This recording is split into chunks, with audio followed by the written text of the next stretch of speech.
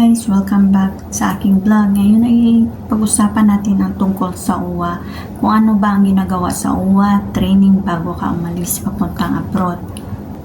Ang UWA, Overseas Workers Welfare Administration, ito ay isang ahensya ng government na tumutulong sa pagbibigay protection sa lahat ng Overseas Filipino Workers o OFW.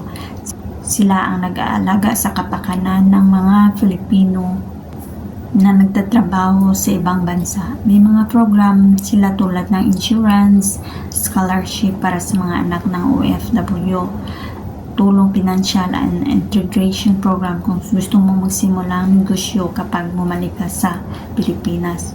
Ngayon, ano naman ang UWA?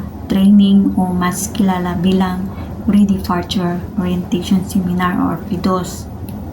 At Culture Orientation COS. Ito ay training na dapat dumaan ang lahat ng pag-alis ng bansa bilang OFW. Sa training na ito ay tuturo sa atin ano ang karapatan at responsibilidad natin bilang isang OFW. Pangalawa, mga batas at culture sa bansang pupuntahan natin. Pangatlo, mga dapat gawin para maging ligtas at iwas sa illegal recruitment. Pang-apat, tips kung paano mag-adjust sa ibang bansa at paano makipag-ugnayan sa embahada kung sakaling may problema. Napakahalaga ng UWA training kasi ito ang nagsisilbing gabay para maging handa tayo hindi lang sa trabaho kundi pati na rin sa buhay sa abroad. Kaya sa lahat ng mga future OFW, siguraduhin na kumpleto ang training at makinig mabuti dahil malaking tulong ito sa ating pagiging journey. So, ang need lang natin na kailangan ay pagpunta ng UWA, kailangan maaga tayong gumising.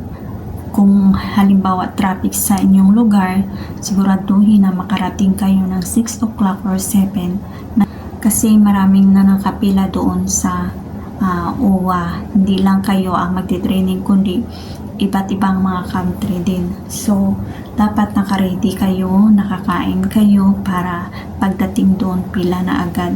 Tapos, siguraduhin nyo din na dala-dala nyo yung card na ibibigay sa inyo ng inyong agency para makapasok kayo sa UWA. So, yung UWA na yung ibinibigay ng UWA sa inyong agency. So, yun ang lagyan nyo ng picture at saka nakalagay din dyan kung anong room kayo papasok. So, yun.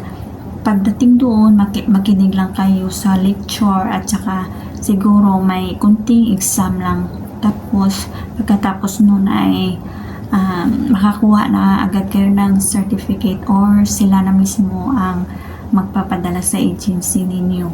Tapos, hindi po kayo mag-aaral about sa language kasi hindi katulad sa Saudi Arabia na mag-aaral kayo ng Arabic language. So, dito, hindi pinapag-aralan.